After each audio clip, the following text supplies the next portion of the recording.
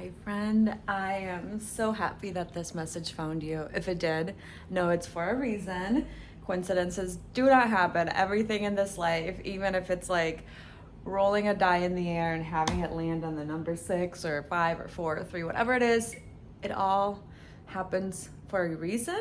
It might be because you threw the die a certain way, it might be because there was a little bit of wind in the air, how fast you threw it, how high you threw it. It all comes together into the result that you see. And I think that is what you are experiencing right now. You're feeling and seeing all these little synchronicities, all these things that some could chalk up to random chance or coincidence. But I think as your third eye is opening up a little bit and you're becoming more aware and tuned in to this other part of the world that most of us have our eyes closed to for most of our lives, you're starting to realize that maybe random things aren't just chance, that maybe everything is connected in a way that we can't even begin to understand, and we never will.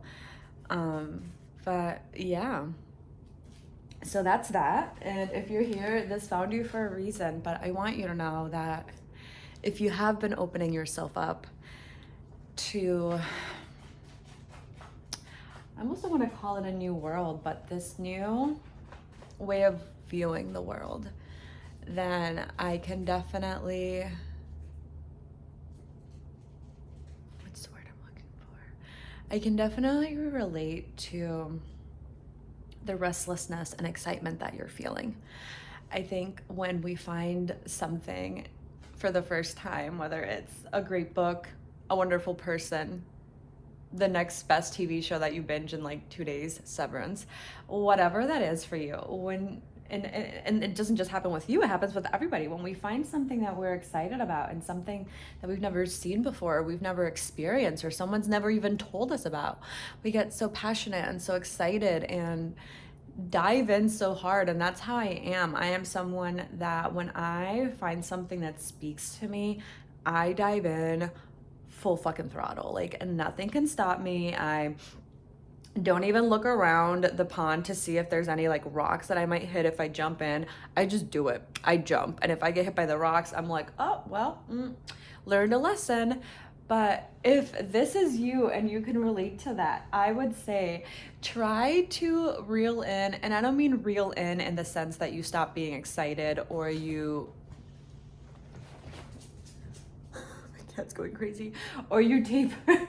Yeah, don't be like my cat and go full throttle into another room. Stay here. Stay with me. But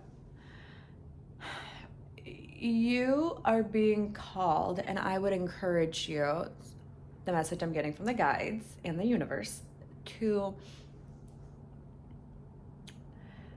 take your time in this new discovery of whether it's a new way of looking at the world, a new way of looking at yourself, a new way of interacting with the world and with yourself, or both. And I would say take your time in that. Be excited about it, but don't be so excited that you just burn through it. Like, I'm picturing a stick of dynamite where you light one end and it just and it explodes. Try not to be like that, and instead let's be like a candle that burns slowly. You can enjoy its scent, you can look at it, you can admire it. If you need to reach into the candle to light another candle, you can do that. It's, what's the word I'm looking for? It's sustainable. That's what I'm looking for. You want to be able to sustain this journey. You don't want to go into it so intensely and so passionately that when some of that intensity and passion begins to wear out, you're like, oh, is that it? Well, I'm not feeling super spiritual right now. I'm not feeling as intense as I was last week. So maybe that was it. I'm not that spiritual, or I'm not that great. And then it's so easy to kind of fall back into some of our old patterns, or we keep this new perspective, but we don't lean into it as much because it feels like a fleeting fling as opposed to a long lasting love. So if that's relating to you, I can relate 100% because I'm the kind of person that I'm a very passionate person. I get very excited. And like I said earlier, when I find something that I'm passionate about, I throw myself in. But then as that excitement begins to wear, I'm left with this feeling of, oh, was that it? Or I keep challenging myself to feel that excitement again. So when I don't feel it again, I'm like, nah, I guess I'm not that spiritual. I'm not this, which I've had to really work past that, because there are some times where I am so connected with the divine that I feel like I'm getting spiritual messages literally left and right. Like my thoughts are just like downloads. I'll be taking a shower and I'll literally just be overcome because I'll feel my whole spirit team with me. And I would say if that made you, I would say when you next time you take a shower, stand under it and just start talking to the universe. And I don't know what it is. Maybe I've like unlocked a portal in my fucking shower, but like when I am in there, that's when I feel connected and all of my downloads happen. Like throughout the day, sometimes I'll see something really moving that I'm like, oh, that should have given me chills. Why did it not give me chills? Did it not give me chills because I'm not that like connected with them? Like stuff like that. Whereas when I'm in the shower, I don't know if it's the water or the heat, but it really relaxes my senses. It really relaxes my mind. It turns it off and I am able to like connect, and I get chills in there left and right. And some could say, well, Natalie, it's because you're wet and you get cold when you're in the shower. No, bitch. Don't dim my shine. When I am in there, the things that happen to me are fucking magical. So maybe that is your call out to go in the shower and talk to the source. But like I said, for me, I've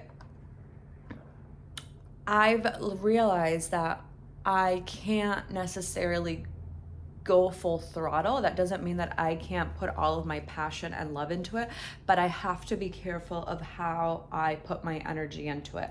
I can't put 100% of my energy into that every single day and then expect that after a week of that, I'm going to have that still amount of energy to give. I'm going to be depleted. I'm going to feel like I'm on 0 or maybe negative 100. And that sometimes can make you feel like, oh, I'm not as spiritual. Oh, I have to do this, when this is just something that you have to feel the ebb and flow of, and you have to trust. And if you have been struggling with this energy lately, because I feel like it is so potent in the air, and I'm sorry if this is not making sense. I feel like I'm rambling, but if you're still here, thank fucking you, and you get it. But what I'm being called to tell you is that in this really intense energy that we're currently finding ourselves in, it's really easy to get swept up with that intensity and view that intensity as a reflection of how intense your spiritual journey is, when it's really not that. Sometimes your spiritual journey is just having trust that even if you can't hear your spiritual team or you can't feel them, they're still there. Like if you can do that on a dark day, you are as spiritual as they come.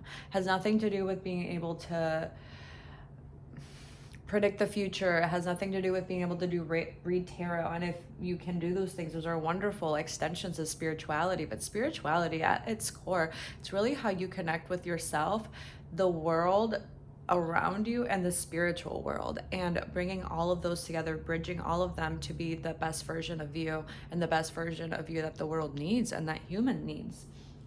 So my emotional support feather. I love this feather. Actually, I figured out what this feather is for. So I started making, well, I don't want to post it on here yet, but I started making this jewelry and keychains and stuff that, look at all my herbs. They have to do with all these herbs, and I guess the little feather is to push the herbs in. Also, hold on, because I want to show you, because I think you're going to really like this. Look at how cute this is.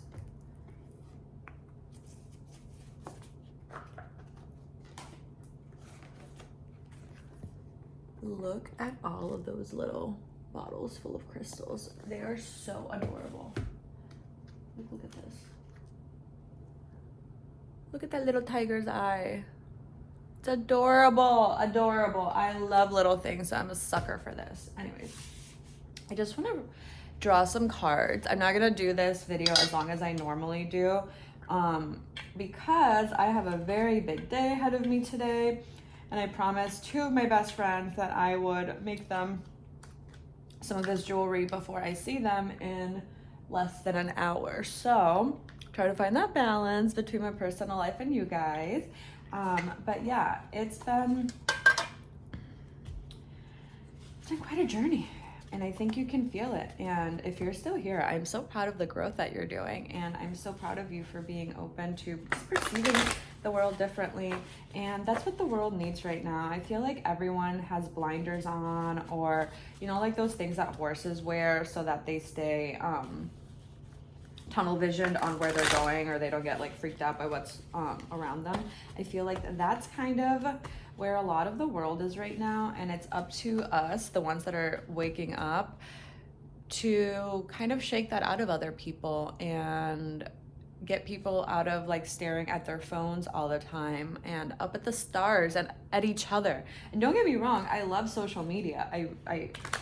But I've had to realize that I have a complicated relationship with her, and that for me, it's best to not check Instagram, it's best to not check Facebook, it's best to not check the news.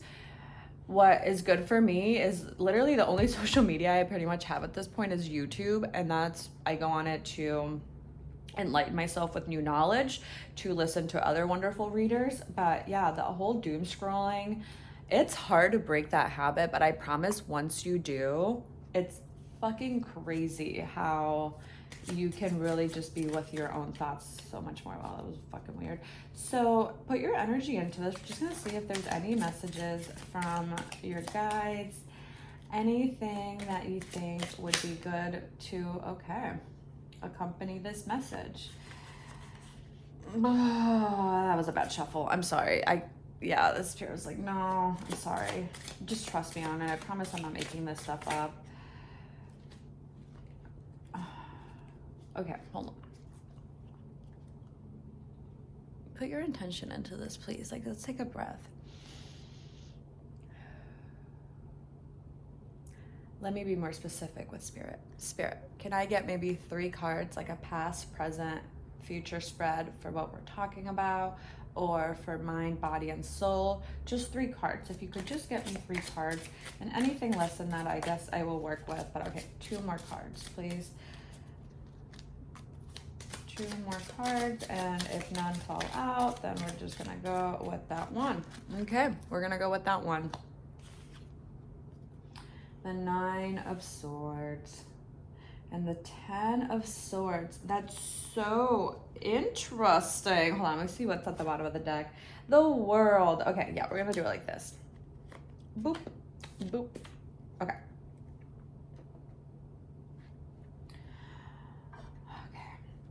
So with the 9 of Swords, the 10 of Swords, and the World here, I love that the World came out. It's beautiful. Okay. With these, so annoying. I'm so annoying. I can feel it. This message is all over the place. Okay. Thanks for being with me. Okay. With the 9 of Swords here, I think for a really long time, you've been harnessing and taking care and nurturing yourself and this part of you. And I think in the past, you've had a lot of really hard challenges come to you. Like, you've been through some dark shit. You've had some dark people in your life. And I don't mean dark necessarily in the sense that they were evil or they were doing awful things to you, but people just stole your shine. People that you felt like you couldn't be your authentic self with. And it was this nurturing that you kept doing to yourself while simultaneously having all of these people like right on you trying to destroy that or threatening what you had. And I think at times maybe you use these people in a weird way as a form of protection, because no one could get past them to get to you and your tenderness. So it was almost like you were this beautiful flower in this world where you felt like you couldn't step outside of that comfort zone because of all of the experiences that you had. And while that hindered you and kept you almost a slave to where you were at, it was also a form of safety, because other things couldn't penetrate your bubble, other things couldn't hurt you or get to you, because you already had all of these things around you that nothing new could penetrate. So it was almost like a double-edged sword.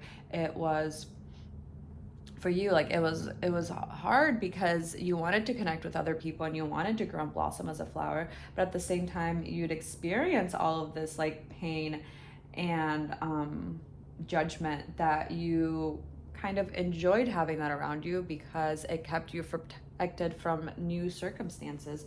And I think with the Ten of Swords, eventually those things that had kept their space and were just kind of affecting you externally begin to creep in, whether that was you realizing that you were keeping yourself trapped, realizing that the people that you were using as a shield weren't really shielding you but were hurting you, and that could be hurting you without realizing. I feel like sometimes people hurt you unintentionally and they don't mean to, and sometimes you don't even realize that they're hurting you until you look back on it. But I think you had this really beautiful thing going. You are this really beautiful thing, you really are, and a lot of people kind of wanted to cut that up and maybe take a piece of it for themselves. And that doesn't work that way. Like, this beautiful ribbon can't regenerate itself. Once it's been cut, once it's been stabbed, it's always going to have that. But that doesn't mean that it's not a beautiful green ribbon. It still is a stunning ribbon. Now it's just got a little bit of wear and tear to it. And I think you're now at a point with the world here where you're realizing that keeping yourself where you have been hasn't been doing you any favors, and you're literally like this seed that has been planted that is ready to grow. And I think for a long time you have been planting these seeds within you, and now they want to blossom. They're ready to go. Like they can't stay contained anymore. The fence or the garden isn't going to hold it back, and you have a message that you have to share with the world. You have a part of you that you have to share with the world. And if you're like, what the fuck is my message? I'm just a girl, I'm just a guy, I'm just a person, then I would say get in that fucking shower like I told you and start talking to your guides and figure out what it is that lights you up. But ultimately, I think just reintegrating yourself with the world and becoming part of it again, instead of being an outsider, someone that's watching, someone that's inspecting, someone that's like a detective almost, just taking it all in. You can not only be a part of it, but you can plant yourself and grow with it. And I think once you allow this chaotic energy that is happening to just be integrated in you, I don't mean like suck up the energy that is happening in the world, but instead of resisting it, learn how to flow with it, because you can flow with a current in a way that's still controlling to you. Like, I'm almost getting, when there's a rip current, I don't know if you know this, I'm in Florida, so rip currents are a real thing, and we're all taught about them when we're like kids in school. It's something that you need to know when you live in Florida, and honestly something you need to know anytime you go to the beach or a body of water where rip currents can happen.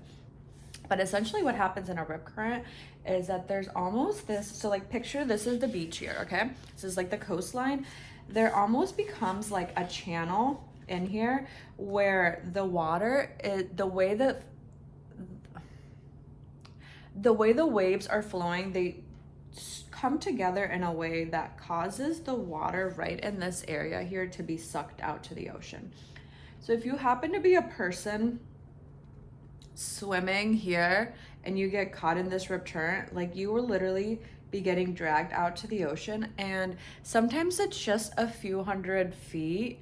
If you're not in the US, I guess sometimes it's a few yards, sometimes it's miles, and I don't know what the equivalent for miles is if you're like not in the US, but like kilometers, I don't know. But like, you get swept out, like you're a goner. And what a lot of people spend their time doing when they're caught in a rip current is, instead of working with the current, they try to work against it, and they start trying to swim back to shore. But you literally cannot. You are not more powerful than the rip current.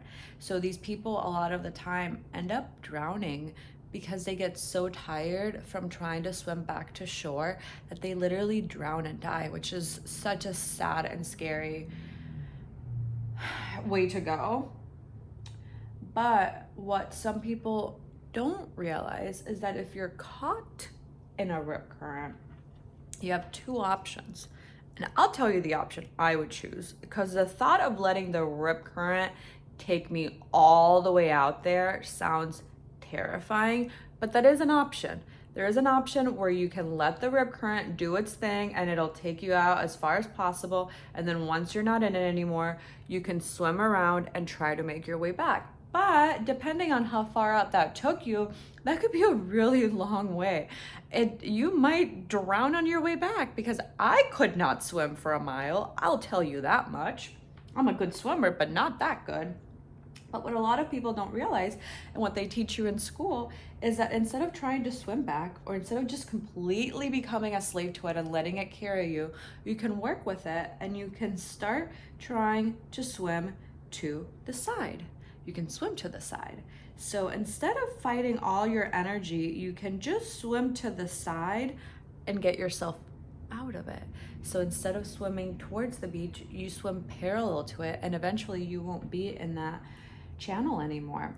So I don't know who the fuck needed a lesson on rip currents. If you're coming to Florida or somewhere near the beach, maybe I just needed to tell you that. But yeah, learn how to move with the world and become a part of it, not an observer of it. Because I know for myself, I was an observer of the world for a very long time. I was very logical, very analytical. I've always been spiritual, but I used my logic as almost like a barrier. And I had those cynical thoughts of like, I'm different than everyone, like fuck the world, blah, blah, blah, which you can think that you're different and special, but you can't think it in a way that it takes you away from the world and from other humans. So I guess what I'm trying to tell you, and what the cards are trying to tell you, is that if you've had to, oh my God, if you've had to protect yourself and you've had to guard yourself for a really long time, you are right in feeling a little bit nervous about growing this beautiful oak tree in the world, but you are a different person now. You're getting to a different place. You're meant to grow. You're meant to reintegrate yourself with life. And I think that finding joy and beauty in the world will connect you even more with the spiritual world, if that is what you're wanting, and that is what we should all be wanting. So if this message resonated with you, know that I love you so, so much. I'm cheering you on. Your spirit guides are cheering you on. Everybody's cheering right now. There's a whole cheer squad. I'm seeing pom-poms. Everyone's wearing blue and yellow. Maybe those are significant colors to you. Now I'm seeing red. Now I'm seeing the red cheer. Now I'm seeing the cheerleaders like have a cheer off with each other. I don't know what that's about, but I like it. They're pretty girls. But yeah, know that you are loved, you are special, you are on this journey for a reason, and just continue to open yourself up to the world, your fiery passion. Learn how to work with it instead of letting it control you. And I think that the world will stop seeming so chaotic and problematic. But yeah, I love you. Have a wonderful day. Stay safe. Don't get caught in any rip currents. And yeah, goodbye. Mwah.